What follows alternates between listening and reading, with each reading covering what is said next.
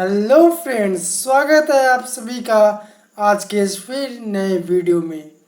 जैसा कि हम सभी जानते हैं कि अभी हम लोग कक्षा 11वीं का गणित का अध्याय 8वां, जिसका शीर्षक है अनुक्रम तथा श्रेणी, जिसे अंग्रेजी में सीक्वेंस एंड सीरीज के नाम से जाना जाता है, उसे अभी हम लोग पढ़ रहे हैं। आज का यह वीडियो इस अध्याय का तीसरा वीडियो है, यानी कि हम कह सकते हैं कि आज यह भाग 3 है इस अध्याय का। इससे पहले हमने 2 वीडियो इस अध्याय से जुड़े बना लिए हैं, जो कि भाग 1 और भाग 2 है। यदि आप दोनों वह वीडियो नहीं देखे तो सबसे पहले वह वीडियो देखें, ताकि आपको यह वीडियो और आगे आने वाला सभी वीडियो अच्छी तरीक़ा से और आसान तरीक़ा से समझ में आ जाए। मैं आपको बताते चलूँ कि भाग 1 में हमने एक कहानी के माध्यम से आप सभी को इस पूरे अध्याय का समरी बताने का प्रयास किया था। भाग 2 में हमने परिचय देखा था। किसका परिचय देखा था? तो इस अध्याय का परिचय देखा था। इस अध्याय में भी किसका? तो अनुक्रम का हमने कुछ परिचय देखा था, जैसे कि अनुक्रम किसे कहते हैं, इसके कुछ उदाहरण देखे थे और कई चीज़ देखे थे। तो चलिए आज के इस वीडियो में हम लोग क्या पढ़ेंगे, सबसे पहले हम लोग यह जानते हैं। दोस्तों, आज के इस वीडियो में भी हम लोग परिचय ही पढ़ेंगे।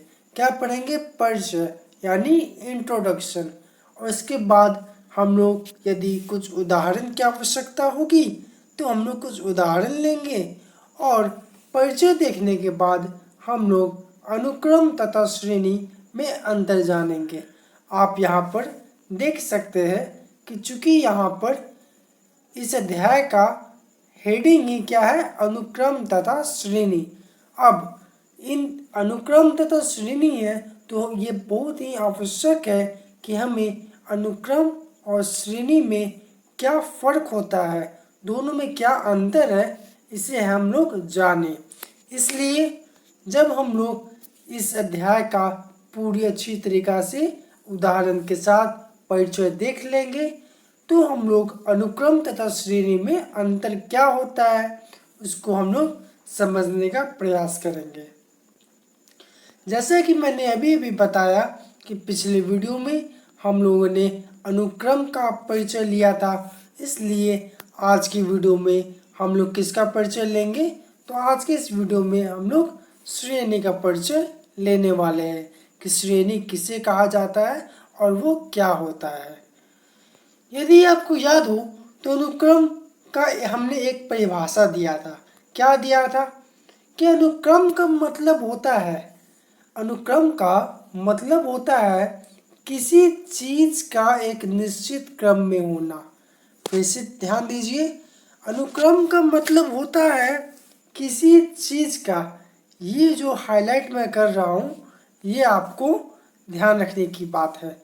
इसे मैंने डिटेल में इसके पिछले वाले वीडियो में बहुत ही अच्छी तरीके से समझाया था कि यहाँ पे जो चीज़ लिखा हुआ है, जो वस्तु, जिसका अर्थात हुआ, जिसका मतलब हुआ वस्तु, ऑब्जेक्ट, उसका यहाँ पे ये लिखने का ये मैंने क्यों लिखा है, इसका यहाँ पे क्या मतलब है, उसको मैंने इसके पिछले वाले वीडियो यानी भाग 2 में हमने बहुत ही अच्छी तरीक़ा से उदाहरण सहित समझाया था।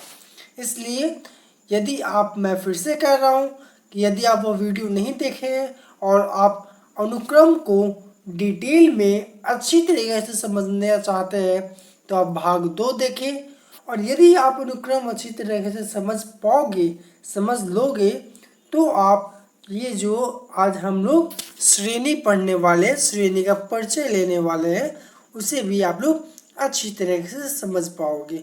और ना सिर्फ श्रेणी बल्कि आगे आने वाले हर वीडियो को आप लोग अच्छी तरीके से समझ पाओगे। तो चलिए, जैसे कि अभी हमने जाना कि अनुक्रम का मतलब होता है किसी चीज़ का एक निश्चित क्रम में होना, क्रम अर्थात पैटर्न में होना, क्रम अर्थात पैटर्न में होना। जैसे अब यहाँ पे चीज मतलब क्या है? तो चीज मतलब है कि अनुक्रम किसी भी चीज का हो सकता है, फिर चाहे वो संख्या का हो, अल्फाबेट का हो, फिगर का हो, या फिर किसी और चीज का। ऐसा कोई भी रुकावट या भी बाधा नहीं है कि अनुक्रम केवल और केवल संख्या का ही होगा, क्योंकि ये गणित में हम लोग पढ़ रहे हैं तो ये केवल संख्या का होगा, या फिर केवल अल्फ़ाबेट्स का होगा, या फिर केवल फिगर का होगा। ऐसी कोई भी रुकावट नहीं है। अनुक्रम हम किसी भी चीज़ का कर सकते हैं, या फिर कहिए किसी भी चीज़ का ले सकते हैं, या इसे आगे दूसरे शब्दों में समझे तो किसी भी चीज़ को हम लोग अनुक्रम में बदल सकते हैं। इसलिए हमने इसके परिभाषा में कुछ चीज़ का वर्ड इस्तेमाल किया है। उम्मीद करता हूँ कि आपको थोड़ा बहुत समझ में आया होगा। डिटेल जानने के लिए आप पिछला वीडियो देख सकते हैं। अब पढ़ते हैं हम लोग आज के इस टॉपिक पे कि श्रेणी किसको कहते हैं। श्रेणी, यदि हम श्रेणी की बात करें तो श्रेणी भी बिल्कुल अनुक्रम ही है, या कहिए 90%, यदि पूरा ही 90% अनुक्रम ही है। जैसे श्रेणी हम किसको कहते हैं, इसकी एक परिभाषा मैंने लिखने का प्रयास किया है, जिसके माध्यम से मैं आपको समझाने का प्रयास करूँगा। श्रेणी, जब हम किसी भी अनुक्रम को, ध्यान दीजिए, आपको पहले लाइन से ये पता लग जाना चाहिए कि श्रेणी को हमें समझने के लिए सबसे पहले क्या समझना होगा? अनुक्रम को। जब हम किसी भी अनुक्रम को प्लस साइन के साथ, ये क्या है? साइन है। ये क्या है?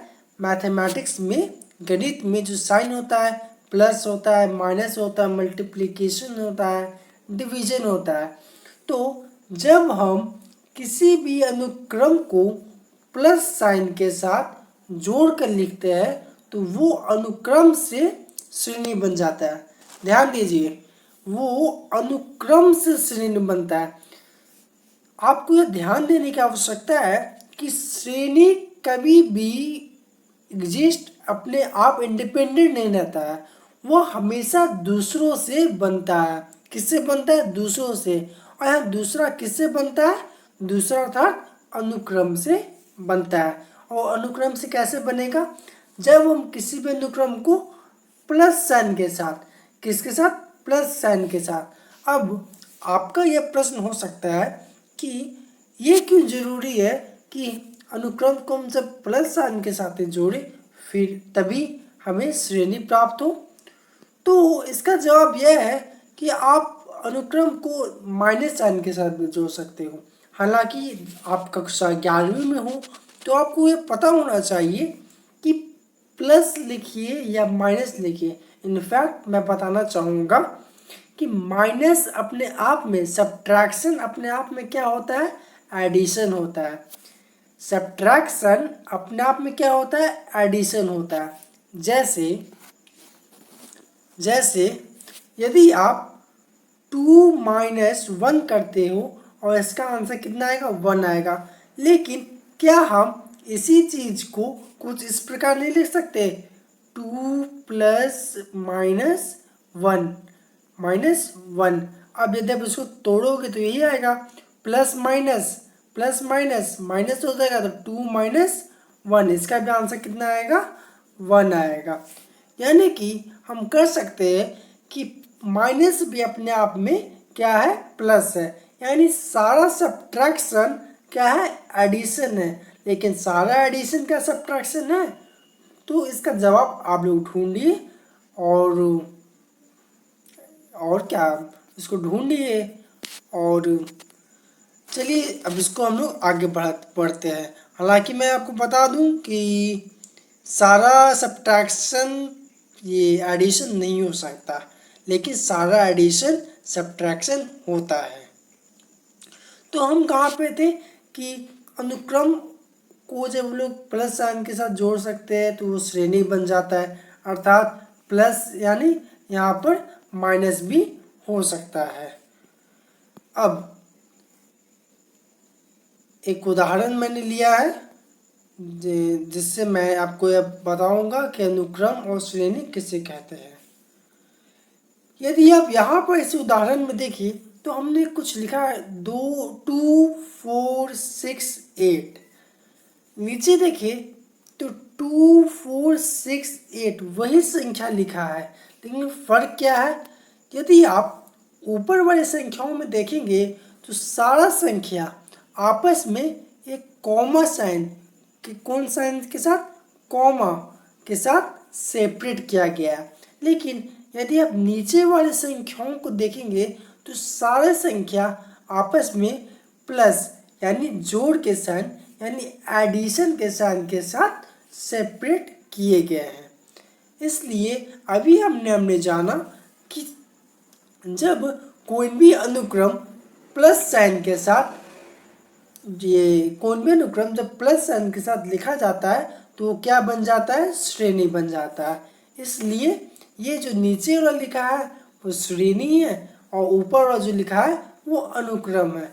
और मैं उम्मीद करता हूँ कि आप सभी को यह समझ में आ रहा होगा कि अनुक्रम, ये ऊपर वाला जो संख्या लिखा है, जो ग्रुप आपको दिख रहा है 2 4 6 8, वो अनुक्रम कैसे है, यह आपको समझ में आ रहा होगा। यदि नहीं आ रहा है तो आपको पिछला वाला वीडियो देखना होगा जहाँ हमने इसे डिटेल में समझा था। तो उम्मीद करता हूँ कि आप सभी को इस उदाहरण से यह क्लियर हो गया होगा कि अनुक्रम और श्रेणी किसे कहते हैं और श्रेणी अनुक्रम से किस प्रकार बनता है। अब चलिए हम लोग आगे बढ़ते हैं और जानते हैं कि अनुक्रम तथा श्रेणी आपस में अंतर कैसे है, माने दोनों आपस में डिफर कैसे करते हैं। तो यहाँ पर देखिए, एक मिनट, हाँ एक चीज़ और, ये जो संख्या है ये क्या है, आपको यहाँ पे ध्यान देना है। हमने अनुक्रम की, अभी जो मैंने पिछले स्लाइड में हमको बताया अनुक्रम की परिभाषा में, कि अनुक्रम किसी भी चीज़ का हो सकता है, फिर चाहे वो संख्या का हो, अल्फ़ाबेट का हो, फिगर का हो या फिर किसी भी चीज़ का। लेकिन ये जो फ्रीडम है ये आपको सिर्फ और सिर्फ अनुक्रम में मिलेगा, ना कि श्रेणी में। श्रेणी में क्या होता है, श्रेणी आप किसी भी चीज़ का नहीं बना सकते हो। आप श्रेणी अल्फ़ाबेट का नहीं बना सकते हो, आप श्रेणी किसी भी ऑब्जेक्ट का नहीं बना सकते हो। श्रेणी जब भी बनेगा तो वो हमेशा संख्या का बनेगा। किसका बनेगा, नंबर का बनेगा। यानी कि हम कह सकते हैं कि किसी भी अनुक्रम में प्लस साइन के साथ प्लस साइन को जोड़ने से वो श्रेणी नहीं बनता है।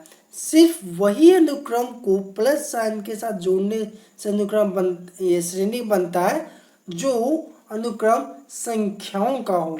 किसका हो, संख्याओं का हो। यानी कि हम कह सकते हैं कि अनुक्रम किसी भी चीज़ का हो सकता है, लेकिन श्रेणी किसका सिर्फ होगा, तो संख्या का होगा। अब चलिए चलते हैं कि अनुक्रम और श्रेणी आपस में कैसे डिफर करते हैं, यानी कि अनुक्रम तथा श्रेणी में अंतर क्या है, इसे हम लोग समझने का प्रयास करते हैं। अभी हम लोगों ने समझा कि अनुक्रम किसी भी चीज़ का हो सकता है, जो कि अभी हमने समझाया, लेकिन श्रेणी सिर्फ और सिर्फ किसका होगा, तो वह संख्या का होगा। किसका होगा, संख्या का होगा। यदि आप कुछ अनुक्रम ऐसे लिख देते हो AC, फिर लिखते हो EG लिखते हो, फिर लिखते हो IK, ऐसे करके आप एक अनुक्रम बनाते हो। और फिर यदि आप इसको सारे टर्म्स को प्लस साइन के साथ जोड़ देते हो तो क्या ये श्रेणी बनेगा, तो इसका जवाब होगा कि यह श्रेणी नहीं बनेगा। क्यों नहीं बनेगा? क्योंकि अभी अभी हमने जाना कि श्रेणी सिर्फ और सिर्फ किसके बनता है? संख्या का बनता है। यानी वही अनुक्रम श्रेणी में बदला जा सकता है जो उस अनुक्रम संख्या का हो। इसी तरह अनुक्रम और श्रेणी एक और पॉइंट से आपस में डिफर करते हैं, और वो है कि अनुक्रम के सभी एलिमेंट्स कॉमा साइन के जरिए लिखे जाते हैं। किसके जरिए लिखे जाते हैं? कॉमा साइन के साथ। लेकिन वहीं यदि हम श्रेणी की बात करें तो श्रेणी के सभी एलिमेंट्स प्लस साइन के साथ लिखे जाते हैं। अब प्लस साइन के साथ मैंने इसे भी अभी आपको पूरा एक्सप्लेन किया।